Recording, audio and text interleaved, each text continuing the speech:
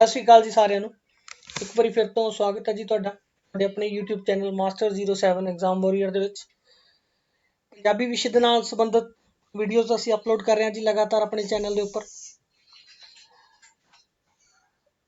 ਨਾਵਲਕਾਰ, ਨਿਬੰਧਕਾਰ ਔਰ ਜੋ ਕਿੱਸਾਕਾਰ ਹੈਗੇ ਜੀ ਉਹਨਾਂ ਦੇ ਬਾਰੇ ਚ ਲੈਕਚਰ ਸੀਰੀਜ਼ ਦੀਆਂ ਸਾਡੀਆਂ ਵੀਡੀਓਜ਼ ਆਲਰੇਡੀ ਅਪਲੋਡ ਹੋ ਚੁੱਕੀਆਂ। ਇਸ ਤੋਂ ਬਿਨਾਂ ਇਕਾਂਗੀਕਾਰ ਔਰ ਨਾਟਕਕਾਰ ਜਿਹੜੇ ਹੈਗੇ ਉਹਨਾਂ ਦੇ ਬਾਰੇ ਚ ਵੀ ਸਾਡੀਆਂ ਵੀਡੀਓਜ਼ ਚੈਨਲ ਦੇ ਉੱਪਰ ਅਪਲੋਡ ਹੈ ਜੀ, ਤੁਸੀਂ ਦੇਖ ਸਕਦੇ ਹੋ। ਅੱਜ ਅਸੀਂ ਜਿਹੜਾ ਨਵਾਂ ਟੌਪਿਕ ਸ਼ੁਰੂ ਕਰਨ ਜਾ ਰਹੇ ਹਾਂ ਜੀ ਉਹ ਹੈ ਪੰਜਾਬੀ ਕਹਾਣੀ ਦਾ। ਜਿੰਨੇ ਵੀ ਸਾਡੇ ਸਿਲੇਬਸ ਦੇ ਨਾਲ ਸੰਬੰਧਿਤ ਕਹਾਣੀਕਾਰ ਹੈਗੇ ਆ ਜੀ ਉਹਨਾਂ ਦੀ ਅੱਜ ਅਸੀਂ ਗੱਲ ਕਰਾਂਗੇ ਜੀ। ਤੁਸੀਂ ਚੈਨਲ ਦੇ ਉੱਪਰ ਨਵੇਂ ਹੋ ਜੀ, ਚੈਨਲ ਨੂੰ ਸਬਸਕ੍ਰਾਈਬ ਕਰ ਲਓ ਔਰ ਬੈਲ ਆਈਕਨ ਨੂੰ ਦਬਾਉਣਾ ਬਿਲਕੁਲ ਨਾ ਭੁੱਲਣਾ, ਕਿਉਂਕਿ ਹਰ ਵੀਡੀਓ ਜਿਹੜੀ ਅਸੀਂ ਅਪਲੋਡ ਕਰਦੇ ਹਾਂ ਜੀ ਉਹਦੀ ਨੋਟੀਫਿਕੇਸ਼ਨ ਤੁਹਾਨੂੰ ਸਮੇਂ ਸਿਰ ਪਹਿਲਾਂ ਮਿਲਦੀ ਰਹੇ। ਸਾਡਾ WhatsApp ਨੰਬਰ ਹੈ ਜੀ 8264436201।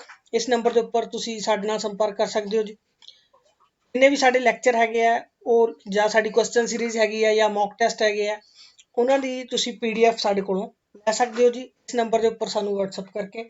ਬਹੁਤ ਜ਼ਿਆਦਾ ਬੱਚਿਆਂ ਦੇ ਰਿਸਪੌਂਸ ਆ ਰਹੇ ਜੀ, ਉਹਦੇ ਲਈ ਬਹੁਤ ਧੰਨਵਾਦ ਹੈ ਜੀ ਤੁਹਾਡਾ। ਜਿਸ ਤਰ੍ਹਾਂ ਦਾ ਤੁਸੀਂ ਰਿਸਪੌਂਸ ਦਿੱਤਾ, ਸਿਰਫ ਥੋੜੇ ਦਿਨਾਂ ਦੇ ਵਿੱਚ ਚੈਨਲ ਦੇ ਉੱਪਰ ਕਮੈਂਟ ਦੇ ਰਾਹੀਂ, ਈਮੇਲ ਦੇ ਰਾਹੀਂ, WhatsApp ਦੇ ਰਾਹੀਂ, ਉਹਦੇ ਲਈ ਤੁਹਾਡੇ ਸ਼ੁਕਰਗੁਜ਼ਾਰ ਹਾਂ ਜੀ। ਅਸੀਂ ਸ਼ੁਰੂ ਕਰਦੇ ਹਾਂ ਜੀ ਅੱਜ ਦੀ ਵੀਡੀਓ। ਟੌਪਿਕ ਜਿਹੜਾ ਅੱਜ ਸਾਡਾ ਰਹੇਗਾ ਉਹ ਰਹੇਗਾ ਪੰਜਾਬੀ ਦੀ ਕਹਾਣੀਕਾਰਾ ਅਜੀਤ ਕੌਰ। ਅਜੀਤ ਕੌਰ ਹੋਰਾਂ ਦੀ ਗੱਲ ਕਰਾਂਗੇ ਜੀ ਅੱਜ ਅਸੀਂ। ਅਜੀਤ ਕੌਰ ਦਾ ਜਿਹੜਾ ਜਨਮ ਹੈ ਜੀ ਉਹ ਹੋਇਆ 16 ਨਵੰਬਰ 1934 ਨੂੰ ਲਾਹੌਰ। ਔਰ ਜਿਹੜੀਆਂ ਉਹਨਾਂ ਦੀਆਂ ਜ਼ਿਆਦਾ ਫੇਮਸ ਰਚਨਾਵਾਂ ਰਹੀਆਂ ਉਹ ਹੈ ਜੀ ਫਾਲਤੂ ਔਰਤ ਅਤੇ ਨਾ ਮਾਰੋ। ਕੰਮ ਦੀ ਗੱਲ ਕਰੀਏ ਜੀ ਤਾਂ ਲੇਖਕ, ਕਵੀ, ਕਵਿਤਾ ਲਿਖੀ ਇਹਨਾਂ ਨੇ, ਕਹਾਣੀ ਔਰ ਨਾਵਲ ਦੇ ਵਿੱਚ ਉਹਨਾਂ ਨੂੰ ਜ਼ਿਆਦਾ ਪ੍ਰਸਿੱਧੀ ਮਿਲੀ ਹੈ। ਇਹਨਾਂ ਨੂੰ ਇਕਲੌਤੇ ਜਿਹੜੇ ਹੈਗੇ ਆ ਅਜਿਹੇ ਸਾਹਿਤਕਾਰ ਪੰਜਾਬੀ ਦੇ ਸਟਾਰਟਿੰਗ ਦੇ ਵਿੱਚ ਇਸਤਰੀ ਸਾਹਿਤਕਾਰ ਸੀਗੇ ਇਹਨਾਂ ਨੂੰ ਆਪਣੀ ਸਵੈ ਜੀਵਨੀ ਦੇ ਲਈ ਸਾਹਿਤ ਅਕਾਦਮੀ ਦਾ ਪੁਰਸਕਾਰ ਮਿਲਿਆ ਸੀ। ਖਾਨਾ ਬਦੋਸ਼ ਜੋ ਇਹਨਾਂ ਦੀ ਆਤਮ ਕਥਾ। 1979 ਦੇ ਵਿੱਚ ਪੰਜਾਬ ਸਰਕਾਰ ਦਾ ਸ਼੍ਰੋਮਣੀ ਸਾਹਿਤ ਪੁਰਸਕਾਰ ਵੀ ਇਹਨਾਂ ਨੂੰ ਮਿਲਿਆ ਜੀ। 1983 ਦੇ ਵਿੱਚ ਪੰਜਾਬੀ ਅਕਾਦਮੀ ਦਿੱਲੀ ਦਾ ਇਨਾਮ ਵੀ ਉਹਨਾਂ ਨੂੰ ਮਿਲਿਆ। ਬਾਬਾ ਬਲੀ ਅਵਾਰਡ 1986 ਤੇ 1999 ਦੇ ਵਿੱਚ ਭਾਰਤੀ ਭਾਸ਼ਾ ਪਰਿਸ਼ਦ ਦਾ ਇਨਾਮ ਜਿਹੜਾ ਮਿਲਿਆ ਅਜੀਤ ਕੌਰ ਨੂੰ। ਵਿਧਾ ਜਿਹੜੀ ਉਹਨਾਂ ਦੀ ਰਹੀ ਹੈ ਜੀ ਨਾਵਲ, ਕਹਾਣੀ ਔਰ ਸਵੈ ਜੀਵਨੀ ਜਿਹੜੀਆਂ ਉਹਨਾਂ ਨੇ ਲਿਖੀਆਂ ਹਨ। ਆਜ਼ਾਦੀ ਤੋਂ ਬਾਅਦ ਦੀ ਸਾਹਿਤਕਾਰ ਹੈ ਜੀ ਔਰ ਪੰਜਾਬੀ ਗਲਪ ਖਾਸ ਕਰਕੇ ਕਹਾਣੀ ਦੀ ਇੱਕ ਵਿਲੱਖਣ ਦਸਤਖਤ ਹੈ ਜਿਸ ਨੇ ਔਰਤ ਤੇ ਮਰਦ ਦੇ ਸੰਬੰਧਾਂ ਨੂੰ ਬੜੀ ਬੇਬਾਕੀ ਅਤੇ ਡੂੰਘਾਈ ਦੇ ਨਾਲ ਪੇਸ਼ ਕੀਤਾ। ਅਜੀਤ ਕੌਰ ਦੇ ਜਿਹੜੇ ਵਿਸ਼ੇ ਰਹੇ ਆ ਜੀ ਔਰਤ ਮਰਦ ਦੇ ਸੰਬੰਧਾਂ ਦੇ ਉੱਪਰ ਔਰ ਬਿਨਾਂ ਕਿਸੇ ਝਿਜਕ ਤੋਂ ਪੂਰਾ ਗਹਿਰਾਈ ਦੇ ਵਿੱਚ ਉਹਨਾਂ ਨੇ ਉਹਨਾਂ ਵਿਸ਼ਿਆਂ ਨੂੰ ਪੇਸ਼ ਕੀਤਾ ਹੈ।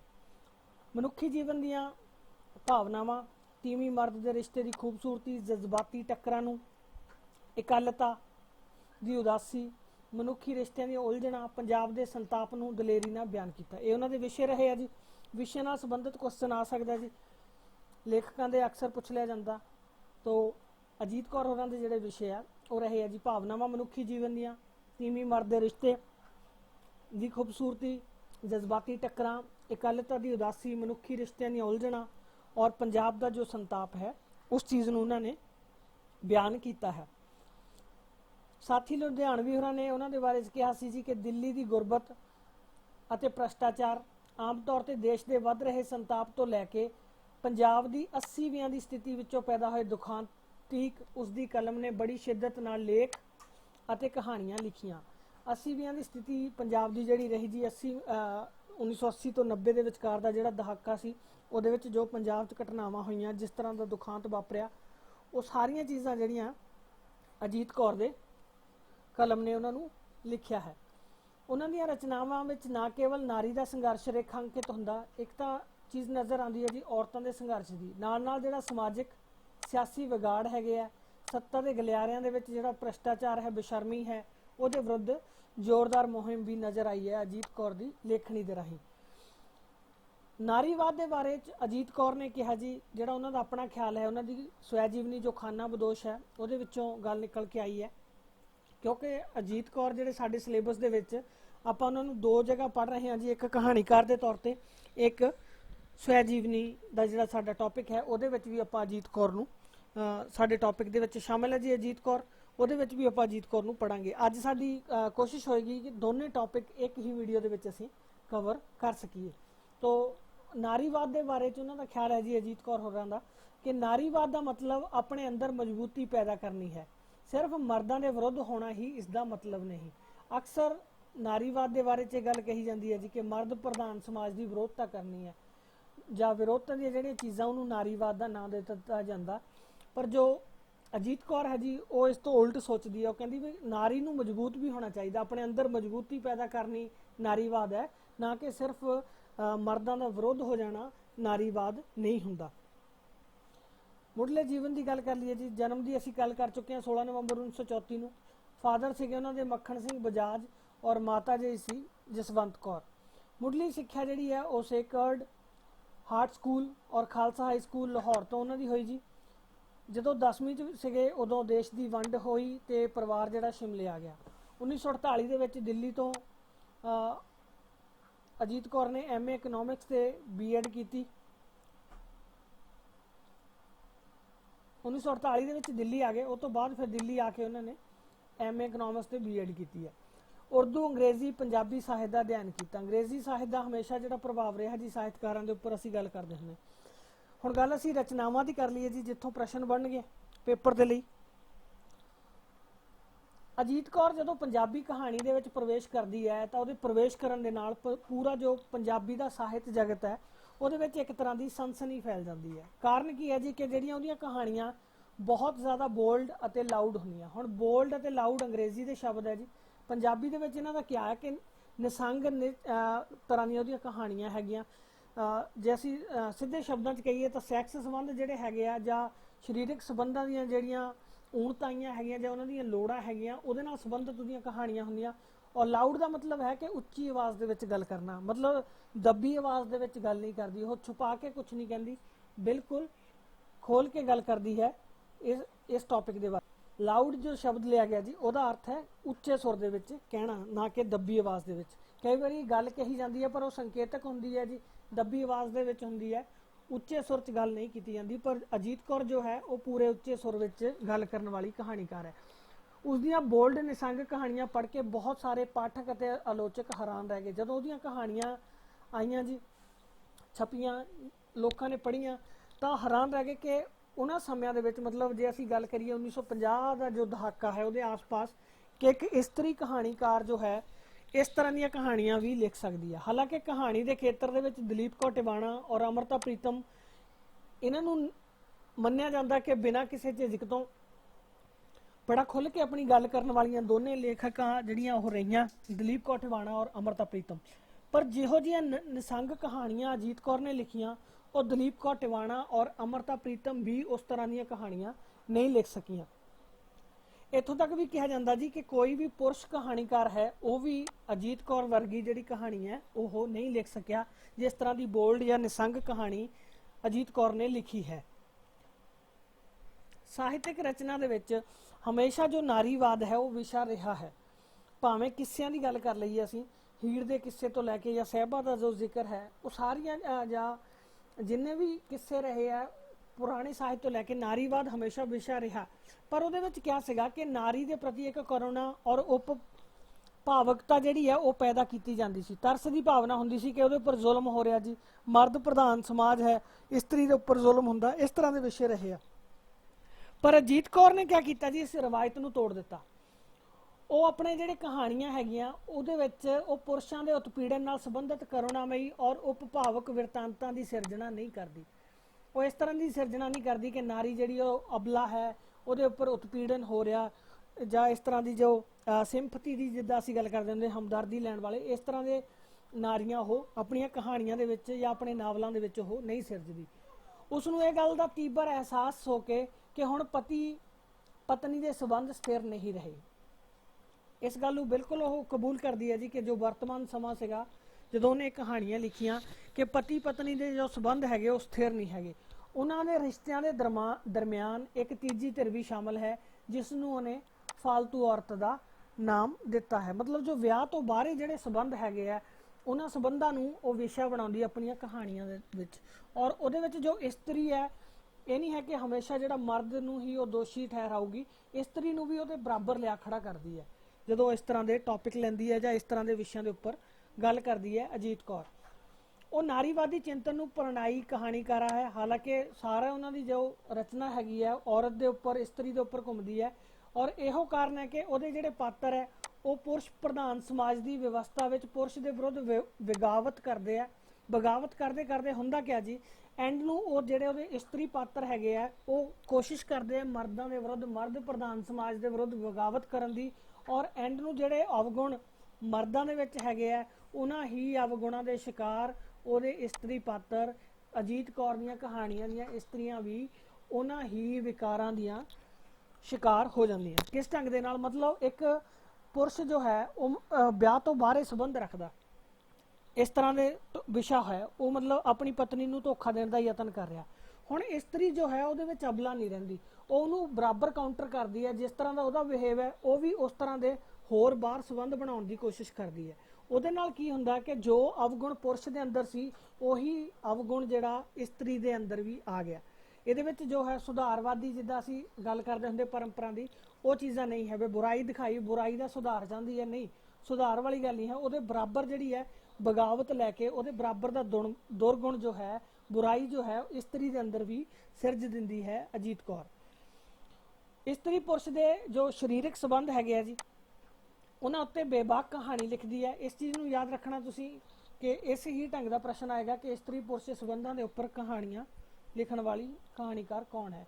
ਇਹਨਾਂ ਸਰੀਰਕ ਸੰਬੰਧਾਂ ਨੂੰ ਉਹ ਨਾਰੀ ਸੁਤੰਤਰਤਾ ਔਰ ਨਾਰੀ ਚੇਤਨਾ ਦੇ ਨਾਲ ਜੋੜ ਦਿੰਦੀ ਹੈ। ਉਹ ਮਤਲਬ ਜੋ ਸਰੀਰਕ ਸੰਬੰਧਾਂ ਦੀ ਗੱਲ ਕਰਦੀ ਹੈ ਉਹਨਾਂ ਸੰਬੰਧਾਂ ਨੂੰ ਇਹ ਦਰਸਾਉਂਦੀ ਹੈ ਕਿ ਇਹ ਜਿਹੜੇ ਸੰਬੰਧ ਹੈਗੇ ਆ ਉਹ ਨਾਰੀ ਦੀ ਚੇਤਨਤਾ ਦਾ ਔਰ ਨਾਰੀ ਦੀ ਸੁਤੰਤਰਤਾ ਦਾ ਪ੍ਰਤੀਕ ਬਣਾ ਕੇ ਪੇਸ਼ ਕੀਤਾ ਉਹਨੇ ਕਹਾਣੀਆਂ ਦੇ ਵਿੱਚ। ਪਾਤਰ ਜਿਹੜੇ ਹੁੰਦੇ ਆ ਜੀ ਉਹਦੇ ਮਹਾਨਗਰਾਂ ਤੇ ਸ਼ਹਿਰਾਂ ਵਿੱਚੋਂ ਲਏ ਹੁੰਦੇ ਆ ਔਰ ਸ਼ਹਿਰਾਂ ਅਤੇ ਮਹਾਨਗਰਾਂ ਵਿੱਚ ਵਸਦੀਆਂ ਇਸਤਰੀਆਂ ਦੀ ਸਰੀਰਕ ਅਤੇ ਮਾਨਸਿਕ ਸਮੱਸਿਆਵਾਂ ਨੂੰ ਪੇਸ਼ ਕਰਦੀ ਹੈ ਆਪਣੀਆਂ ਕਹਾਣੀਆਂ ਦੇ ਵਿੱਚ। ਉਹਦੇ ਇਸਤਰੀ ਪਾਤਰ ਪੂਰੇ ਵਫਾਦਾਰ ਪੁਰਸ਼ ਦੀ ਤਲਾਸ਼ ਵਿੱਚ ਰਹਿੰਦੇ ਆ ਔਰ ਇਸੇ ਤਲਾਸ਼ ਨੂੰ ਕਰਦੇ ਕਰਦੇ ਐਂਡ ਨੂੰ ਅੰਤ ਦੇ ਵਿੱਚ ਭਟਕਣਾ ਦਾ ਸ਼ਿਕਾਰ ਹੋ ਜਾਂਦੇ ਆ ਔਰ ਆਪਣੇ ਜਗ੍ਹਾ ਤੋਂ ਭਟਕ ਕੇ ਉਸੇ ਬੁਰਾਈ ਦੇ ਵਿੱਚ ਉਹ ਵੀ ਚਲੇ ਜਾਂਦੇ ਜਿਸ ਬੁਰਾਈ ਦੇ ਵਿੱਚ ਪੁਰਸ਼ ਗਿਆ ਹੋਇਆ ਹੈ। ਇਹ ਜੋ ਵਿਸ਼ੇ ਹੈਗੇ ਆ ਜੀ, ਇਹ ਜੋ ਟੌਪਿਕ ਹੈਗੇ ਆ, ਇਹਨਾਂ ਨੂੰ ਚੁਣਿਆ ਹੈ ਜੀ ਅਜੀਤ ਕੌਰ ਨੇ ਔਰ ਇਹਨਾਂ ਦੇ ਉੱਪਰ ਆਪਣੀ ਸਫਲਤਾ ਦੇ ਨਾਲ ਉਹਨੇ ਲਿਖਿਆ ਵੀ ਹੈ। ਉਹਦੀ ਸ਼ੈਲੀ ਦੀ ਗੱਲ ਕਰ ਲਈਏ ਜੀ, ਉਹਦੀ ਸ਼ੈਲੀ ਦੇ ਵਿੱਚ ਨਵੀਨਤਮ ਰੰਗ ਹੈ, ਨਵੀਂ ਚੀਜ਼ ਲੈ ਕੇ ਆਉਂਦੀ ਹੈ। ਉਹ ਭਾਵੁਕਤਾ ਜਿਹੜੀ ਹੈ ਉਹ ਸਿਖਰਾਂ ਨੂੰ ਛੂਹੰਦੀ ਹੈ। ਮਤਲਬ ਜਿਹੜੇ ਵੀ ਫੈਸਲੇ ਹੁੰਦੇ ਆ ਉਹਦੇ, ਖਾਸ ਕਰਕੇ ਇਸਤਰੀ ਪਾਤਰ ਜੋ ਫੈਸਲੇ ਲੈਂਦੇ ਆ ਉਹ ਭਾਵੁਕ ਹੋ ਕੇ ਲੈਂਦੇ ਆ, ਇਮੋਸ਼ਨਲ ਚੀਜ਼ਾਂ ਹੁੰਦੀਆਂ, ਜਜ਼ਬਾਤੀ ਹੋ ਕੇ ਫੈਸਲੇ ਲਏ ਗਏ ਹੁੰਦੇ ਆ। ਸਦਾਚਾਰ ਦਾ ਤਿਆਗ ਕਰ ਦਿੱਤਾ ਜਾਂਦਾ ਜੀ ਔਰ ਜੀਵਨ ਨੂੰ ਨੰਗੇ ਰੂਪ ਦੇ ਵਿੱਚ ਵੇਖਣਾ, ਘੋਖਣਾ, ਮੰਨਣਾ ਤੇ ਪੇਸ਼ ਕਰਨਾ, ਇਹ ਜਿਹੜੀ ਚੀਜ਼ ਹੈ ਇਹੀ ਅਜੀਤ ਕੌਰ ਦੀ ਸ਼ੈਲੀ ਹੈ। ਅਜੀਤ ਕੌਰ ਦੀ ਸ਼ੈਲੀ ਹੈ ਕਿ ਜ਼ਿੰਦਗੀ ਜਿਸ ਤਰ੍ਹਾਂ ਦੀ ਹੈਗੀ ਹੈ ਉਹਨੂੰ ਬਿਨਾਂ ਕਿਸੇ ਬਨਾਵਟ ਤੋਂ, ਬਿਨਾਂ ਕਿਸੇ ਸਜਾਵਟ ਤੋਂ ਉਸੇ ਤਰ੍ਹਾਂ ਦੀ ਸਾਹਮਣੇ ਰੱਖ ਕੇ ਪੇਸ਼ ਕਰ ਦਿੰਦੀ ਹੈ ਆਪਣੀ ਕਹਾਣੀ ਦੇ ਵਿੱਚ। ਫਿਰ ਉਹਨੂੰ ਰੱਖ ਕੇ ਘੋਖਦੀ ਹੈ, ਫਿਰ ਜੋ ਹੈ, ਜੋ ਬੁਰਾਈ ਹੈ, ਜੋ ਅੱਛਾਈ ਹੈ, ਉਹਨੂੰ ਉਸੇ ਢੰਗ ਦੇ ਨਾਲ ਉਹ ਮਾਣਦੀ ਹੈ। ਕਹਾਣੀਆਂ ਦੇ ਵਿੱਚ ਕਿਹੜੀਆਂ-ਕਿਹੜੀਆਂ ਚੀਜ਼ਾਂ ਜੀ ਵਰਣਨਯੋਗ ਹੈ? ਸਭ ਤੋਂ ਪਹਿਲਾਂ ਹੁੰਦੀ ਜੀ ਤੀਵਰ ਸੰਵੇਦਨਸ਼ੀਲਤਾ, ਸਭ ਤੋਂ ਜ਼ਿਆਦਾ ਤੇਜ਼ ਚੀਜ਼ ਹੁੰਦੀ। ਦੂਜਾ, ਨਾਰੀ ਦਾ ਸੁਤੰਤਰ ਅਸਤਿਤਵ ਦਾ ਬਲਵਾਨ ਅਹਿਸਾਸ, ਨਾਰੀ ਨੂੰ ਇੰਡੀਪੈਂਡੈਂਟ ਦੇਖਣਾ ਚਾਹੁੰਦੀ ਹੈ, ਬਿਲਕੁਲ ਕਿਸੇ ਦੇ ਕਬਜ਼ੇ ਦੇ ਅੰਦਰ ਉਹ ਨਹੀਂ ਰੱਖਦੀ ਨਾਰੀ ਨੂੰ। ਨਾਰੀ ਹਿੱਤਾਂ ਦੀ ਜ਼ੋਰਦਾਰ ਵਕਾਲਤ ਕਰਦੀ ਹੈ ਜੀ ਉਹ। ਨਿਖੜਵੇਂ ਦ੍ਰਿਸ਼ ਦਾ ਵਰਣਨ ਹੁੰਦਾ, ਘਟਨਾ ਚੱਕਰ ਸਿਰਜੇ ਜਾਂਦੇ ਆ ਜੀ, ਉਹਨਾਂ ਘਟਨਾ ਚੱਕਰਾਂ ਦੇ ਵਿੱਚ ਪਹੁੰਚਿਆ ਹੋਇਆ ਉਹਦਾ ਕਥਾ ਵਸਤੂ ਹੁੰਦਾ। ਇਹ ਸਾਰੀਆਂ ਚੀਜ਼ਾਂ ਜਿਹੜੀਆਂ ਉਹ ਉਹਦੀ ਕਹਾਣੀ ਨੂੰ ਪ੍ਰਭਾਵਸ਼ਾਲੀ ਬਣਾ ਦਿੰਦੀਆਂ। ਪਾਠਕ ਜੇ ਇੱਕ ਵਾਰੀ ਅਜੀਤ ਕੌਰ ਦੀ ਕਹਾਣੀ ਨੂੰ ਪੜ੍ਹਨਾ ਸ਼ੁਰੂ ਕਰਦਾ ਫਿਰ ਉਹਨੂੰ ਪੂਰੀ ਪੜ੍ਹੇ ਬਿਨਾਂ ਛੱਡ ਨਹੀਂ ਸਕਦਾ। ਇਸ ਢੰਗ ਦੇ ਨਾਲ ਉਹਦੀ ਰੌਚਕਤਾ ਕਾਇਮ ਰਹਿੰਦੀ ਹੈ ਸ਼ੁਰੂ ਤੋਂ ਲੈ ਕੇ ਅੰਤ ਤੱਕ। ਔਰ ਜਿਹੜੀਆਂ ਚੀਜ਼ਾਂ ਹੈਗੀਆਂ, ਘਟਨਾਵਾਂ ਇੱਕ ਦੇ ਨਾਲ ਦੂਜੀ, ਦੂਜੀ ਦੇ ਨਾਲ ਤੀਜੀ, ਲੜੀਵਾਰ ਜਿਹੜੀਆਂ ਜੁੜਦੀਆਂ ਜਾਂਦੀਆਂ। ਇਹ ਤੋਂ ਇਲਾਵਾ ਦੂਸਰਾ ਪੱਖ ਵੀ ਹੈ ਜੀ ਉਹਦੀ ਕਹਾਣੀ ਦਾ, ਜਿਹੜਾ ਅਸੀਂ ਸਰੀਰਕ ਸੰਬੰਧਾਂ ਦਾ ਜਾਂ ਔਰਤਾਂ ਦਾ ਜੋ ਮਰਦ ਦੇ ਰਿਸ਼ਤਿਆਂ ਤੋਂ ਇਲਾਵਾ ਦੂਜਾ ਪੱਖ ਉਹਦੀ ਕਹਾਣੀ ਦਾ ਹੈ ਮਾਨਵੀ ਕਰੁਣਾ ਦਾ ਡੂੰਘਾ ਅਥਾਹ ਸਾਗਰ ਉਹਦੇ ਕੋਲ ਹੈ। ਮਤਲਬ ਆਪਣੀਆਂ ਕਹਾਣੀਆਂ ਦੇ ਵਿੱਚ ਮਾਨਵੀ ਕਰੁਣਾ ਨੂੰ ਵੀ ਉਹ ਸਿਰਜ ਦਿੰਦੀ ਹੈ। ਜਦੋਂ ਉਹਦੇ ਕਹਾਣੀ ਦਾ ਪਹਿਲਾ ਪੜਾਅ ਸੀਗਾ ਜੀ ਉਹਦੇ ਵਿੱਚ ਇਸ ਤਰ੍ਹਾਂ ਦੇ ਉਹਦੇ ਟੌਪਿਕ ਰਹੇ ਆ, ਪਰ ਜਦੋਂ ਉਹ ਕਹਾਣੀ ਦੇ ਦੂਜੇ ਪੜਾਅ ਦੇ ਵਿੱਚ ਆਉਂਦੀ ਹੈ, ਅਗਲੇ ਪੜਾਅ ਦੇ ਵਿੱਚ ਫਿਰ ਉਹ ਰਾਜਨੀਤਿਕ ਅਤੇ ਦਫ਼ਤਰੀ ਭ੍ਰਿਸ਼ਟਾਚਾਰ ਨੂੰ ਵਿਸ਼ਾ ਬਣਾਉਂਦੀ ਹੈ। ਪੰਜਾਬ ਦਾ ਜੋ ਸੰਕਟ ਹੈ 1980 ਤੋਂ ਬਾਅਦ ਦਾ ਜਿਹੜਾ ਪੰਜਾਬ ਦਾ ਦੌਰ ਹੈ, ਖੜਕੂਵਾਦ ਦਾ ਜਾਂ ਜੋ 1984 ਦੇ ਆਸ-ਪਾਸ ਦੀਆਂ ਘਟਨਾਵਾਂ ਹੈਗੀਆਂ, ਉਹਨਾਂ ਸਾਰੀਆਂ ਨੂੰ ਉਹ ਵਿਸ਼ੇ ਬਣਾਉਂਦੀ ਹੈ ਆਪਣੀਆਂ ਕਹਾਣੀਆਂ ਦੇ ਵਿੱਚ।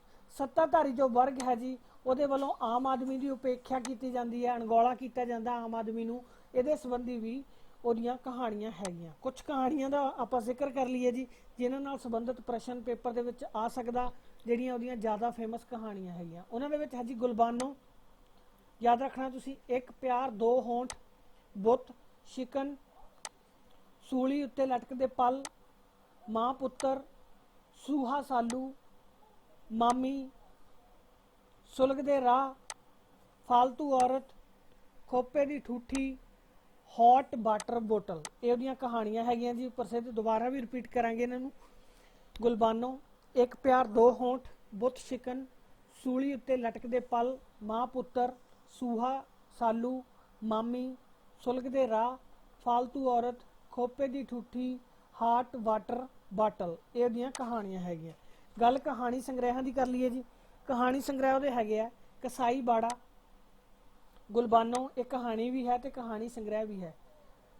ਮਹਿਕ ਦੀ ਮੌਤ, ਬੁੱਤ ਸ਼ਿਕਨ, ਫਾਲਤੂ ਔਰਤ, ਸਾਵੀਆਂ ਚਿੜੀਆਂ, ਮੌਤ ਅਲੀ ਬਾਬੇ ਦੀ, ਨਾ ਮਾਰੋ, ਨਵੰਬਰ 84, ਕਾਲੇ ਖੂਹ, ਆਪਣੇ ਆਪਣੇ ਜੰਗਲ, ਇਹ ਉਹਨਾਂ ਦੇ ਕਹਾਣੀ ਸੰਗ੍ਰਹਿ ਹੈਗੇ। ਦੁਬਾਰਾ ਇੱਕ ਵਾਰੀ ਦੇਖ ਲੈਂਦੇ ਆ ਜੀ ਕਿਉਂਕਿ ਪੇਪਰ ਨਾਲ ਸੰਬੰਧਿਤ ਚੀਜ਼ ਹੈ ਜੀ, ਇਹਦੇ ਉੱਪਰ ਜ਼ਿਆਦਾ ਸਾਨੂੰ ਧਿਆਨ ਦੇਣ ਦੀ ਲੋੜ ਹੈ। ਕਸਾਈ ਬਾੜਾ, ਗੁਲਬਾਨੋ, ਮਹਿਕ ਦੀ ਮੌਤ, ਬੁੱਤ ਸ਼ਿਕਨ, ਫਾਲਤੂ ਔਰਤ, ਸਾਵੀਆਂ ਚਿੜੀਆਂ, ਮੌਤ ਅਲੀ ਬਾਬੇ ਦੀ, ਨਾ ਮਾਰੋ, ਨਵੰਬਰ 84, ਕਾਲੇ ਖੂਹ, ਆਪਣੇ ਆਪਣੇ ਜੰਗਲ। ਇਹ ਤੋਂ ਬਿਨਾਂ ਨਾਵਲ ਵੀ ਲਿਖਿਆ ਜੀ ਅਜੀਤ ਕੌਰ ਨੇ, ਸਾਡੇ ਸਿਲੇਬਸ ਤੋਂ ਬਾਹਰ ਦੀ ਗੱਲ ਹੈ ਜੀ ਪਰ ਫਿਰ ਵੀ ਜਾਣਕਾਰੀ ਦੇ ਲਈ ਆਪਾਂ ਦੇਖ ਲੈਂਦੇ ਹਾਂ। ਧੁੱਪ ਵਾਲਾ ਸ਼ਹਿਰ, ਪੋਸਟਮਾਰਟਮ, ਗੌਰੀ, ਕਟੀਆਂ ਲਕੀਰਾਂ, ਟੁੱਟੇ ਤ੍ਰਿਕੋਣ, ਧੂਆਂ ਧੂਆਂ ਅਸਮਾਨ, ਹੌਕੇ ਦੀ ਹਨੇਰੀ। ਹੁਣ ਤੱਕ ਜੋ ਅਸੀਂ ਪੜ੍ਹਿਆ ਜੀ ਅਜੀਤ ਕੌਰ ਨੂੰ ਇੱਕ ਕਹਾਣੀਕਾਰ ਦੇ ਤੌਰ ਤੇ ਪੜ੍ਹਿਆ। ਅੱਗੇ ਅਸੀਂ ਉਹਨੂੰ ਪੜ੍ਹਦੇ ਹਾਂ ਇੱਕ ਸਵੈ ਜੀਵਨੀ ਲੇਖਕਾਂ ਦੇ ਤੌਰ ਤੇ, ਉਹਦੀ ਸਵੈ ਜੀਵਨੀ ਦੀ ਅਸੀਂ ਗੱਲ ਕਰਾਂਗੇ। ਆਤਮ ਕਥਾ, ਆਤਮ ਕਥਾ ਦਾ ਅਰਥ ਹੈ ਜੀ ਸਵੈ ਜੀਵਨੀ ਜਾਂ ਆਤਮ ਕਥਾ। ਖਾਨਾ ਬਦੋਸ਼ ਉਹਦੀ ਆਤਮ ਕਥਾ ਜਾਂ ਸਵੈ ਜੀਵਨੀ ਦਾ ਪਹਿਲਾ ਖੰਡ ਹੈ ਜੀ। ਦੂਜਾ ਖੰਡ ਜਿਹੜਾ ਉਹਨੇ ਲਿਖਿਆ ਕੂੜਾ ਕਬਾੜਾ, ਇਹ ਉਹ ਲਗਾਤਾਰ ਲਿਖ ਰਹੀ ਹੈ ਜੀ ਕੂੜਾ ਕਬਾੜਾ ਦੇ ਬਾਰੇ ਦੇ ਵਿੱਚ। 1982 ਦੇ ਵਿੱਚ ਉਹਦੀ ਜਿਹੜੀ ਸਵੈ ਜੀਵਨੀ ਖਾਨਾ ਬਦੋਸ਼ ਪ੍ਰਕਾਸ਼ਿਤ ਹੋਈ ਜੀ। ਇਸ ਰਚਨਾ ਦੇ ਵਿੱਚ ਉਹਨੇ 50 ਸਾਲ ਦੀ ਉਮਰ ਤੱਕ ਦੇ ਜੀਵਨ ਦੇ ਸੰਘਰਸ਼ ਨੂੰ ਪੇਸ਼ ਕੀਤਾ। ਜਿਹੜਾ ਉਹਦੀ 50 ਸਾਲ ਦੀ ਏਜ ਦਾ ਜਿੰਨਾ ਸੰਘਰਸ਼ ਰਿਹਾ, ਜੋ ਉਹਦੇ 'ਚ ਘਟਨਾਵਾਂ ਰਹੀਆਂ, ਉਹਨਾਂ ਨੂੰ ਉਹਨੇ ਪੇਸ਼ ਕੀਤਾ। ਇਹਨਾਂ ਸਾਲਾਂ ਦੇ ਵਿੱਚ ਜੋ ਵੀ ਉਹਦੇ ਅਹਿਸਾਸ ਹੋਏ ਜੀ ਜ਼ਿੰਦਗੀ ਦੇ, ਉਹਨਾਂ ਅਹਿਸਾਸਾਂ ਨੂੰ ਉਹ ਖਾਨਾ ਬਦੋਸ਼ੀ ਕਹਿੰਦੀ ਹੈ ਔਰ ਖਾਨਾ ਬਦੋਸ਼ ਦਾ ਨਾਮ ਉਹਨੇ ਦਿੱਤਾ ਹੈ। ਤੇ ਦੂਸਰੀ ਸਵੈ ਜੀਵਨੀ 1997 ਦੇ ਵਿੱਚ ਉਹਦੀ ਸ਼ੁਰੂ ਹੋਈ ਜੀ ਕੂੜਾ ਕਬਾੜਾ, ਔਰ ਇਸ ਸਿਰਲੇਖ ਦੇ ਹੇਠ ਉਹਨੇ ਹੋਰ ਵੀ ਘਟਨਾਵਾਂ ਜਿਹੜੀਆਂ ਲਗਾਤਾਰ ਉਹ ਲਿਖ ਰਹੀ ਹੈ। ਹੁਣ ਉਹਨਾਂ ਗੁਣ ਦੀ ਗੱਲ ਕਰ ਲਈਏ ਜੀ, ਸਵੈ ਜੀਵਨੀਆਂ ਦੇ ਵਿੱਚ ਅੰਸ਼ ਕਿਹੜੇ ਕਿਹੜੇ ਹੈ। ਸਭ ਤੋਂ ਪਹਿਲਾਂ ਹੈ ਜੀ ਉਸਦੇ ਵਿਅਕਤੀਤਵ ਦੇ ਵਿੱਚ ਜੋ ਅੰਸ਼ ਹੈਗੇ ਆ ਸਾਰੇ ਦੇ ਸਾਰੇ ਉਹਨੇ ਇਹਨਾਂ ਸਵੈ ਜੀਵਨੀਆਂ ਦੇ ਵਿੱਚ ਛਾਏ ਹੋਏ ਆ ਜਾਂ ਉਹਨੇ ਦੱਸੇ ਆ। ਕਿਸੇ ਚੀਜ਼ ਨੂੰ ਲੁਕਾ ਕੇ ਨਹੀਂ ਰੱਖਦੀ, ਆਪਣੇ ਵਿਅਕਤੀਤਵ ਨੂੰ ਬਿਲਕੁਲ ਕਿਤਾਬ ਦੀ ਤਰ੍ਹਾਂ ਖੋਲ੍ਹ ਕੇ ਸਾਹਮਣੇ ਰੱਖ ਦਿੰਦੀ ਹੈ ਪਾਠਕਾਂ ਦੇ। ਸਾਵੀਆਂ ਚਿੜੀਆਂ ਦੇ ਕੁਝ ਬਿਰਤਾਂਤ, ਇਹ ਵੀ ਅੰਸ਼ ਹੈ ਜੀ ਉਹਦੀਆਂ ਸਵੈ ਜੀਵਨੀਆਂ ਜਿਹੜੀਆਂ। ਉਹ ਸਾਵੀਆਂ ਚਿੜੀਆਂ ਜਿਹੜੀ ਪੁਸਤਕ ਹੈ ਉਹਦੇ ਕੁਝ ਬਿਰਤਾਂਤ ਉਹਦੀ ਸਵੈ ਜੀਵਨੀ ਨਾਲ ਸੰਬੰਧਿਤ ਹੈਗੇ। ਇਹ ਤੋਂ ਬਿਨਾਂ ਕਾਲੀ ਹਵਾ ਦੀ ਦਾਸਤਾਨ, ਫਾਲਤੂ ਔਰਤ, ਮੇਰਾ ਕਮਰਾ, ਮਨ ਤੇ ਮੈਂ, ਖਾਨਾ ਬਦੋਸ਼, 101, ਇਹ ਉਹਦੇ ਕੌੜੇ ਮਿੱਠੇ, ਠੰਡੇ ਤੱਤੇ, ਚਾਹੇ ਅਣਚਾਹੇ, ਸੁਹਜ ਕੁਹੇਜ, ਇਹਦੇ ਵਿੱਚ ਲਪੇਟੇ ਤੀਖਣ ਪ੍ਰਤੀਕਰਮ ਜਗਾਉਣ ਵਾਲੇ ਭਾਵਾਂ ਦੇ ਕਲਾਤਮਕ ਚਿੱਤਰ ਹੈਗੇ ਆ ਜੀ ਉਹਦੀ ਸਵੈ ਜੀਵਨੀ ਦੇ, ਜਿਨ੍ਹਾਂ ਦਾ ਅਸੀਂ ਇੱਥੇ ਜ਼ਿਕਰ ਕੀਤਾ ਹੈ। ਆਪਣੇ ਅਸਤਿਤਵ ਨੂੰ ਸਲਾਮਤ ਰੱਖਣ ਲਈ ਉਹਨੂੰ ਬਹੁਤ ਕਠੋਰ ਸੰਘਰਸ਼ ਕਰਨਾ ਪਿਆ ਜੀ ਅਜੀਤ ਕੌਰ ਨੂੰ। ਇਹੀ ਕਾਰਨ ਹੈ ਕਿ ਉਹਦੇ ਨਜ਼ਦੀਕੀ ਜਿੰਨੀ ਮੱਧ ਵਰਗੀ ਨੈਤਿਕਤਾ ਸੀਗੀ ਉਹਦਾ ਕੋਈ ਅਰਥ ਨਹੀਂ ਰਿਹਾ। ਨੈਤਿਕਤਾ ਨੂੰ ਕੁਛ ਨਹੀਂ ਮੰਨਦੀ, ਬਿਲਕੁਲ ਠੋਕਰ ਦੇ ਉੱਪਰ ਰੱਖਦੀ ਹੈ ਅਜੀਤ ਕੌਰ। ਉਹਦਾ ਕਾਰਨ ਉਹਦੇ ਜ਼ਿੰਦਗੀ ਦਾ ਸੰਘਰਸ਼ ਹੈ ਜੋ ਉਹਨੇ ਖਾਨਾ ਬਦੋਸ਼ ਦੇ ਵਿੱਚ ਦੱਸਿਆ ਹੈ। ਭਾਰਤੀ ਸਮਾਜ ਵਿੱਚ ਰਹਿਣ ਵਾਲੀਆਂ ਬਹੁਤੀਆਂ ਜਿਹੜੀਆਂ ਲੇਖਿਕਾਵਾਂ ਹੈਗੀਆਂ, ਜੇ ਅਸੀਂ ਇਸਤਰੀ ਲੇਖਕਾਂ ਦੀ ਗੱਲ ਕਰੀਏ ਜੀ, ਉਹ ਕਿਆ ਕਰਦੀਆਂ ਕਿ ਉਹਨਾਂ ਦੇ ਮੁੱਖ ਦੇ ਉੱਪਰ ਮਖੌਟਾ ਪਹਿਨਿਆ ਹੁੰਦਾ, ਮਤਲਬ ਜੋ ਚੀਜ਼ ਹੁੰਦੀ ਹੈ ਉਹ ਬਾਹਰ ਉਹਨੂੰ ਐਕਸਪ੍ਰੈਸ ਨਹੀਂ ਕਰ ਪਾਉਂਦੀਆਂ ਜਾਂ ਪੂਰੀ ਤਰ੍ਹਾਂ ਸਮਾਜ ਦੇ ਕਾਰਨ ਜਾਂ ਇਸਤਰੀ ਹੋਣ ਦੇ ਕਾਰਨ ਉਹਨਾਂ ਚੀਜ਼ਾਂ ਨੂੰ ਦਿਖਾ ਨਹੀਂ ਪਾਉਂਦੀਆਂ। ਪਰ ਅਜੀਤ ਕੌਰ ਦੀ ਇਹ ਖਾਸੀਅਤ ਹੈ ਜੀ ਕਿ ਉਹ ਮੁਖੌਟਾ ਪਹਿਨ ਕੇ ਨਹੀਂ ਵਿਚਰਦੀ, ਕਦੇ ਵੀ ਮੁਖੌਟਾ ਪਹਿਨ ਕੇ ਨਹੀਂ ਵਿਚਰਦੀ। ਜੋ ਉਹਦੇ ਵਿੱਚ ਹੈ ਸਾਰੀਆਂ ਚੀਜ਼ਾਂ ਨੂੰ ਸਪਸ਼ਟ ਸਭ ਦੇ ਸਾਹਮਣੇ ਰੱਖਦੀ ਹੈ, ਬਲਕਿ ਜਿਵੇਂ ਉਹ ਸੱਚ ਨੂੰ ਬੇਬਾਕੀ ਨਾਲ ਪਾਠਕਾਂ ਦੇ ਸਨਮੁਖ ਰੱਖ ਦਿੰਦੀ ਹੈ। ਸਾਡੇ ਸਮਾਜ ਵਿੱਚ ਇੱਕ ਸੁਤੰਤਰ ਸਵੈ ਮਾਣ ਵਾਲੀ ਨਾਰੀ ਦਾ ਕੋਈ ਘਰ ਨਹੀਂ ਹੁੰਦਾ, ਉਸ ਨੂੰ ਖਾਨਾ ਬਦੋਸ਼ਾਂ ਵਾਲਾ ਜੀਵਨ ਜਿਉਣਾ ਤੇ ਬਤਾਉਣਾ ਪੈਂਦਾ ਹੈ। ਜੇ ਕੋਈ ਇਸਤਰੀ ਹੈ ਜੀ ਸੁਤੰਤਰ ਰਹਿਣਾ ਚਾਹੁੰਦੀ ਹੈ, ਸਵੈ ਮਾਣ ਦੀ ਗੱਲ ਕਰਦੀ ਹੈ, ਫਿਰ ਉਹਦਾ ਕੋਈ ਘਰ ਨਹੀਂ ਹੋ ਸਕਦਾ, ਫਿਰ ਉਹਨੂੰ ਖਾਨਾ ਬਦੋਸ਼ ਦੀ ਤਰ੍ਹਾਂ ਰਹਿਣਾ ਪੈਂਦਾ। ਇਸੇ ਤਰ੍ਹਾਂ ਦਾ ਵਿਚਾਰ ਜਿਹੜਾ ਉਹ ਨਰਿੰਦਰ ਸਿੰਘ ਕਪੂਰ ਦਾ ਵੀ ਹੈ ਜੀ। ਨਰਿੰਦਰ ਸਿੰਘ ਕਪੂਰ ਵੀ ਇਹੀ ਗੱਲ ਕਰਦਾ ਕਿ ਜਿਹੜੀ ਸੁਤੰਤਰ ਵਿਚਾਰਾਂ ਵਾਲੀਆਂ ਔਰਤਾਂ ਜਾਂ ਸਵੈਮਾਨ ਦੀ ਜਿਹੜੀ ਚਾਹ ਰੱਖਣ ਵਾਲੀਆਂ ਔਰਤਾਂ ਉਹ ਘਰ ਨਹੀਂ ਵਸਾ ਸਕਦੀਆਂ, ਕਿਉਂਕਿ ਘਰਾਂ ਦੇ ਵਿੱਚ ਰਹਿਣਾ ਉਹਨਾਂ ਲਈ ਸੰਭਵ ਨਹੀਂ ਹੁੰਦਾ, ਫਿਰ ਉਹਨਾਂ ਨੂੰ ਕਿਤੇ ਨਾ ਕਿਤੇ ਬਗਾਵਤ ਵਿਦਰੋਹ ਕਰਨਾ ਹੀ ਪਵੇਗਾ। ਉਹਦਾ ਸੁਰ ਭਾਵੇਂ ਸਵੈਮਾਨ ਦਾ ਸ਼ਾਹਕਾਰ ਹੈ, ਪਰ ਕਿਤੇ ਕਿਤੇ ਉਲਾਰ ਪੱਖਾਂ ਨੂੰ ਵੀ ਦੇਖਿਆ ਜਾ ਸਕਦਾ। ਕਈ ਜਗ੍ਹਾ ਜਜ਼ਬਾਤ ਜਿਹੜੇ ਉਹ ਉਹਦੇ ਉੱਪਰ ਹਾਵੀ ਹੁੰਦੇ ਨਜ਼ਰ ਆਉਂਦੇ ਆ, ਉਲਾਰ ਵੀ ਪੱਖ ਉਹਦੇ ਨਜ਼ਰ ਆਉਂਦੇ। ਸਵੈਮਾਨ ਤੱਕ ਗੱਲ ਠੀਕ ਹੈ, ਪਰ ਜਦੋਂ ਅਸੀਂ ਗੱਲ ਕਰਦੇ ਹਾਂ ਕਿ ਆਪਣੇ ਘਰ ਨੂੰ ਛੱਡ ਦੇਣਾ, ਬਰਬਾਦ ਕਰ ਦੇਣਾ, ਉਹ ਜਿਹੜੇ ਆ ਉਹ ਉਲਾਰ ਪੱਖ ਜ਼ਰੂਰ ਨਜ਼ਰ ਆਉਂਦੇ ਆ ਉਹਦੀ ਸਵੈ ਜੀਵਨੀ ਦੇ ਵਿੱਚ। 101 ਵਰਗੀ ਜਿਹੜੀ ਉਹਦੀ ਅਤੀ ਕਰੁਣਾਮਈ ਬਾਤ ਸ਼ੈਲੀ ਮਮਤਾ ਨਾਲ ਭਰਪੂਰ ਉਸਦਾ ਅਮਰ ਸ਼ਾਹਕਾਰ ਹੈ। 101 ਜੋ ਹੈ ਜੀ ਉਹ ਬਹੁਤ ਜ਼ਿਆਦਾ ਪੰਜਾਬੀ ਹੀ ਨਹੀਂ ਬਲਕਿ ਵਿਸ਼ਵ ਦੇ ਸਾਹਿਤ ਦੇ ਵਿੱਚ ਅਭੁੱਲ ਸਥਾਨ ਰੱਖਣ ਵਾਲੀ ਉਹਦੀ ਰਚਨਾ ਹੈ। ਇਹ ਤੋਂ ਇਲਾਵਾ ਕੂੜਾ ਕਬਾੜਾ ਜਿਹੜਾ ਉਹਦਾ ਨਾਂ ਹੈ ਜੀ, ਲਗਾਤਾਰ ਆਪਣੀ ਸਵੈ ਜੀਵਨੀ ਦੇ ਅੰਸ਼ਾਂ ਨੂੰ ਉਹ ਲਿਖ ਰਹੀ ਹੈ ਅਜੀਤ ਕੌਰ। ਇਹ ਤੋਂ ਇਲਾਵਾ ਕੁਛ ਉਹਨੇ ਯਾਦਾਂ ਵੀ ਲਿਖੀਆਂ ਜੀ ਆਪਣੀਆਂ, ਉਹਨਾਂ ਬਾਰੇ ਵੀ ਉਹ ਹੈ ਤਕੀਏ ਦਾ ਪੀਰ। ਇੱਕ ਯਾਤਰਾ ਵਰਤਾਂਤ ਵੀ ਉਹਨੇ ਲਿਖਿਆ ਜੀ, ਉਹ ਹੈ ਕੱਚੇ ਰੰਗਾਂ ਦਾ ਸ਼ਹਿਰ। ਕੁਛ ਅਨੁਵਾਦ ਕੀਤੇ ਆ ਜੀ, ਉਹ ਹੈ ਸੀਤਾਕਾਂਤ ਮਹਾਪਾਤਰ ਦੀਆਂ ਕਵਿਤਾਵਾਂ, ਰਮਾਕਾਂਤ ਰੱਥ ਦੀਆਂ ਕਵਿਤਾਵਾਂ ਦਾ ਅਨੁਵਾਦ। ਸਾਹਿਤ ਅਕਾਦਮੀ ਲਈ ਕੁਲਵੰਤ ਸਿੰਘ ਵਿਰਕ ਉੱਤੇ ਉਹਨੇ ਕਿਤਾਬ ਵੀ ਲਿਖੀ ਹੈ। ਇਨਾਮਾਂ ਦੀ ਅਸੀਂ ਸ਼ੁਰੂ 'ਚ ਵੀ ਗੱਲ ਕੀਤੀ ਸੀ, ਦੁਬਾਰਾ ਕਰ ਲਈਏ ਕਿਉਂਕਿ ਇਹਨਾਂ ਵਿੱਚੋਂ ਪ੍ਰਸ਼ਨ ਆਉਣ ਦਾ ਚਾਂਸ ਰਹਿੰਦਾ। 1979 ਦੇ ਵਿੱਚ ਪੰਜਾਬ ਸਰਕਾਰ ਦਾ ਸ਼੍ਰੋਮਣੀ ਸਾਹਿਤ ਦਾ ਇਨਾਮ ਮਿਲਿਆ। 1983 ਦੇ ਵਿੱਚ ਉਹਨਾਂ ਨੂੰ ਦਿੱਲੀ ਸਾਹਿਤ ਦਾ ਇਨਾਮ ਮਿਲਿਆ। 1986 ਦੇ ਵਿੱਚ ਖਾਨਾ ਬਦੋਸ਼ ਦੇ ਲਈ ਸਾਹਿਤ ਅਕਾਦਮੀ ਦਾ ਇਨਾਮ ਮਿਲਿਆ। ਪਹਿਲੀ ਔਰਤ ਲੇਖਿਕਾ ਹੈ ਜੀ ਜਿਹਨੂੰ ਸਵੈ ਜੀਵਨੀ ਦੇ ਲਈ ਸਾਹਿਤ ਅਕਾਦਮੀ ਦਾ ਇਨਾਮ ਮਿਲਿਆ ਹੈ ਪੰਜਾਬੀ ਦੀ। 1986 ਦੇ ਵਿੱਚ ਬਾਬਾ ਬਲੀ ਅਵਾਰਡ ਤੇ 1999 ਦੇ ਵਿੱਚ ਭਾਰਤੀ ਭਾਸ਼ਾ ਪ੍ਰੀਸ਼ਦ ਦਾ ਇਨਾਮ। ਉਹਨਾਂ ਦੀ ਰਚਨਾ ਦੇ ਆਧਾਰ ਤੇ ਖਾਨਾ ਬਦੋਸ਼ ਜਿਹੜੀ ਉਹਨਾਂ ਦੀ ਹੈ ਸਵੈ ਜੀਵਨੀ, ਉਹਨਾਂ ਦਾ ਕਈ ਦੇਸੀ ਅਤੇ ਵਿਦੇਸ਼ੀ ਭਾਸ਼ਾਵਾਂ ਦੇ ਵਿੱਚ ਅਨੁਵਾਦ ਹੋਇਆ, ਭਾਰਤ ਦੇ ਵਿੱਚ ਵੀ ਔਰ ਬਾਹਰ ਵੀ। ਹੁਣ ਉਹ ਆਪਣੇ ਆਪ ਨੂੰ ਖਾਨਾ ਬਦੋਸ਼ ਨਹੀਂ ਮੰਨਦੀ, ਹੁਣ ਉਹ ਆਪਣੇ ਆਪ ਨੂੰ ਖਾਨਾ ਬਦੋਸ਼ ਹੀ ਮੰਨਦੀ। ਅੱਜ ਵੀ ਤੁਸੀਂ ਅਜੀਤ ਕੌਰ ਦੇ ਨਾਲ ਜੇ ਵਰਤਮਾਨ ਦੀ ਵੀ ਗੱਲ ਕਰੋ ਤਾਂ ਵੀ ਅਜੀਤ ਕੌਰ ਜੋ ਹੈ ਆਪਣੇ ਆਪ ਨੂੰ ਖਾਨਾ ਬਦੋਸ਼ ਹੀ ਕਹਿੰਦੀ ਹੈ। ਅੰਗਰੇਜ਼ੀ ਵਿੱਚ ਇਹਨਾਂ ਦੀਆਂ ਕਹਾਣੀਆਂ ਡੈਡ ਐਂਡ ਬੜਾ ਚਰਚਿਤ ਰਿਹਾ ਜੀ ਉਹਨਾਂ ਦੀਆਂ। ਤੇ ਕੁਝ ਉਹਨਾਂ ਦੀਆਂ ਪ੍ਰਮੁੱਖ ਰਚਨਾਵਾਂ ਦੀ ਦੁਬਾਰਾ ਗੱਲ ਕਰ ਲਈਏ। ਪੋਸਟਮਾਰਟਮ ਹੈ ਜੀ, ਖਾਨਾ ਬਦੋਸ਼, ਗੌਰੀ, ਕਸਾਈਵਾੜਾ, ਕੂੜਾ ਕਬਾੜਾ, ਕਾਲੇ ਖੂਹ। ਹਿੰਦੀ ਅਨੁਵਾਦ ਦੇ ਵਿੱਚ ਵੀ ਇਹ ਉਹਨਾਂ ਦੀਆਂ ਰਚਨਾਵਾਂ ਜਿਹੜੀਆਂ ਉਹ ਮਿਲਦੀਆਂ। ਇਸ ਤੋਂ ਬਿਨਾਂ ਉਹਦੀਆਂ 7 ਕਿਤਾਬਾਂ ਜਿਹੜੀਆਂ ਜੀ ਉਹ ਪਾਕਿਸਤਾਨ ਦੇ ਵਿੱਚ ਵੀ ਪ੍ਰਕਾਸ਼ਿਤ ਹੋ ਚੁੱਕੀਆਂ ਜੀ, ਸ਼ਾਹਮੁਖੀ ਦੇ ਵਿੱਚ। ਤੇ ਨਾ ਮਾਰੋ ਜਿਹੜਾ ਉਹਦੀ ਸੀਗੀ ਉਹਦੇ ਉੱਪਰ ਟੀਵੀ ਸੀਰੀਅਲ ਜਿਹੜਾ ਹੈ ਉਹ ਵੀ ਬਣਿਆ ਹੈ। ਗੁਲਬਾਨੋ, ਚੌਖਟ, ਮਾਮੀ, ਇਹਨਾਂ ਦੇ ਉੱਪਰ ਟੈਲੀਫਿਲਮਾਂ ਵੀ ਬਣੀਆਂ ਹਨ। ਇਹ ਸੀ ਜੀ ਸਾਡੀ ਅੱਜ ਦੀ ਵੀਡੀਓ। ਉਮੀਦ ਕਰਦੇ ਹਾਂ ਤੁਹਾਨੂੰ ਬਹੁਤ ਪਸੰਦ ਆਈ ਹੋਵੇਗੀ, ਤੁਹਾਨੂੰ ਸਿੱਖਣ ਨੂੰ ਮਿਲੇਗਾ। ਕੋਈ ਕਮੀ ਲੱਗੇ ਤਾਂ ਜ਼ਰੂਰ ਕਮੈਂਟ ਬਾਕਸ ਦੇ ਵਿੱਚ ਦੱਸ ਦਿਆ ਕਰੋ। ਤੁਹਾਡੇ ਲਾਈਕ ਡਿਸਲਾਈਕ ਸਾਰਿਆਂ ਦਾ ਸਵਾਗਤ ਹੈ ਜੀ। ਡਿਸਲਾਈਕ ਜਦੋਂ ਵੀ ਹੋਵੇ ਉਹਦਾ ਕਾਰਨ ਜ਼ਰੂਰ ਦੱਸ ਦਿਆ ਕਰੋ ਤਾਂ ਕਿ ਅਸੀਂ ਅਗਲੀ ਵਾਰ ਨੂੰ ਉਹ ਬਿਹਤਰ ਕਰ ਸਕੀਏ, ਉਹਨੂੰ ਸੋਧ ਕੇ ਬਣਾ ਸਕੀਏ। ਸਾਡਾ ਨੰਬਰ ਹੈ ਜੀ WhatsApp ਦਾ, WhatsApp ਦੇ ਉੱਪਰ ਸੰਪਰਕ ਕਰ ਸਕਦੇ ਹੋ 8264436201। ਸਾਡੇ ਜਿੰਨੇ ਵੀ ਲੈਕਚਰ ਹੁੰਦੇ ਆ ਜਾਂ ਸਾਡੀ ਜੋ ਕੁਐਸਚਨ ਸੀਰੀਜ਼ ਹੈ ਜੀ ਉਹਦੀਆਂ PDF ਤੁਸੀਂ ਲੈ ਸਕਦੇ ਹੋ 8264436201 ਦੇ ਉੱਪਰ ਸੰਪਰਕ ਕਰਕੇ। ਚੈਨਲ ਨੂੰ ਜੇ ਸਬਸਕ੍ਰਾਈਬ ਨਹੀਂ ਕੀਤਾ ਹੈ ਜੀ ਜ਼ਰੂਰ ਸਬਸਕ੍ਰਾਈਬ ਕਰ ਲਓ। ਇਹ ਤੋਂ ਬਿਨਾਂ ਫੇਸਬੁੱਕ ਦੇ ਉੱਪਰ ਸਾਡਾ ਪੇਜ ਹੈ ਜੀ ਮਾਸਟਰ 07 ਐਗਜ਼ਾਮ ਵਾਰੀਅਰ, ਉਹਨੂੰ ਵੀ ਲਾਈਕ ਕਰਨਾ ਨਾ ਭੁੱਲਣਾ। ਜੇ ਤੁਸੀਂ ਬੈਲ ਆਈਕਨ ਨੂੰ ਨਹੀਂ ਦਬਾਇਆ ਹੈ ਜ਼ਰੂਰ ਦਬਾ ਲਓ ਜੀ, ਕਿਉਂਕਿ ਲਗਾਤਾਰ ਹੁਣ ਅਸੀਂ ਆਪਣੀਆਂ ਵੀਡੀਓਜ਼ ਅਪਲੋਡ ਕਰਨ ਜਾ ਰਹੇ ਹਾਂ। ਇਹ ਕਲਾਸ ਦੇ ਵਿੱਚ ਗੱਲ ਹੈ ਜੀ, ਕਮੈਂਟ ਦੇ ਵਿੱਚ ਤੁਸੀਂ ਰਿਸਪੌਂਸ ਦੇਣਾ। ਪਹਿਲਾਂ ਮੈਂ ਭੁੱਲ ਗਿਆ ਸੀ ਵੀਡੀਓ ਦੇ ਵਿੱਚ ਗੱਲ ਕਰਨੀ ਕਿ ਜਲਦੀ ਅਸੀਂ ਲਾਈਵ ਕਲਾਸ ਸ਼ੁਰੂ ਕਰਨ ਜਾ ਰਹੇ ਹਾਂ ਜੀ।